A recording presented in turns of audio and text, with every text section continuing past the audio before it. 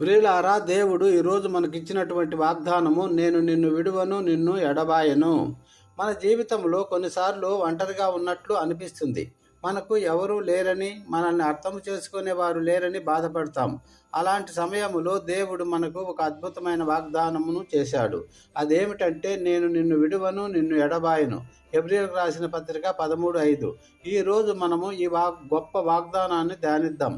మనకు ఎదురయ్యే ప్రతి పరిస్థితులలో దేవుడు మనతో ఎలా ఉంటాడో చూద్దాము. ఈ వాగ్దానము దేవుని అచంచలమైన ప్రేమను, ఆయన విశ్వసనీయతను తెలియజేస్తుంది. నేను నిన్ను విడువను, నిన్ను ఎడబాయను అంటే, మన ఎంతటి కష్టాల్లో ఉన్నా, ఎంతటి సంతోషంలో ఉన్నా, ఎంతటి ఒంటరితనంలో ఉన్నా దేవుడు మనతోనే ఉంటాడు. ఆయన మనల్ని ఎన్నడూ విడిచిపెట్టడు. మానవ సంబంధాలు మారవచ్చు, స్నేహితులు దూరం కావచ్చు, కానీ దేవుని తోడు నిరంతరము ఉంటుంది. ప్రియులారా, దేవుడు తన ప్రజలను విడిచిపెట్టడనే వాగ్దానానికి బైబిల్లో ఎన్నో ఉదాహరణలు ఉన్నాయి. మోషే చనిపోయిన తర్వాత ఇజ్రాయేలు నాయకత్వం బాధ్యతను యెహోషువ భుజాలపై పడింది. ఇది యెహోషువకు చాలా భయానకమైన పరిస్థితి. కానీ దేవుడు యెహోషువతో ఇలా అంటున్నాడు, యెహోషువ, నేను మోషేకు తోడైయున్నట్లు నీకును తోడైయుందును. నేను నిన్ను విడువను, నిన్ను ఎడబాయను. యెహోషువ 1:5.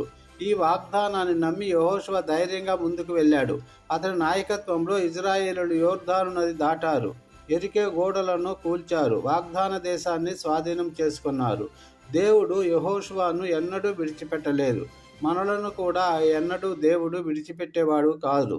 ఒక గ్రామంలో రవి అనే ఒక రైతు ఉండేవాడు. అతను కష్టపడి పొలం పండించేవాడు. ఒకసారి ఊహించని తుఫాను వచ్చి అతని పంట మొత్తాన్ని నాశనం చేసింది.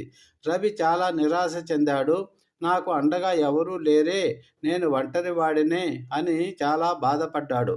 అప్పుడు అతని భార్య రవితో, దేవుడు మనల్ని ఎప్పుడు విడిచిపెట్టడు రవి, ఆయన మనతోనే ఉంటాడు, మనం మళ్ళీ ప్రయత్నించేద్దాము అని ధైర్యం చెప్పింది. రవి దేవుడిపై నమ్మకం ఉంచి మళ్ళీ పొలం దున్ని విత్తనాలు నాటాడు. ఆ సంవత్సరము పంట చాలా బాగా పండింది. రవి కుటుంబాన్ని దేవుడు దీవించాడు. రవి ఒంటరిగా ఉన్నానని భావించినప్పుడు కూడా దేవుడు అతనితోనే ఉన్నాడు, అతన్ని విడిచిపెట్టలేదు. ప్రియ మిత్రమా, ఈరోజు మీరు ఒంటరిగా ఉన్నారని భావిస్తున్నారా? మీ కష్టాలలో ఎవరూ తోడు లేరని అనుకుంటున్నారా? దేవుడు మీకు వాగ్దానం చేస్తున్నాడు, నేను నిన్ను విడువను, నిన్ను ఎడబాయను. ఈ వాగ్దానాన్ని నమ్మండి. ఆయన తోడు మీ ప్రతి అడుగులో ఉంటుంది. ఆయన మిమ్మల్ని బలపరుస్తాడు, మార్గదర్శకత్వం చేస్తాడు, ఆశీర్వదిస్తాడు. దేవుని దీవెనలు మీ అందరిపై ఉండునుగాక. Amen. Thank you Jesus. God bless you all.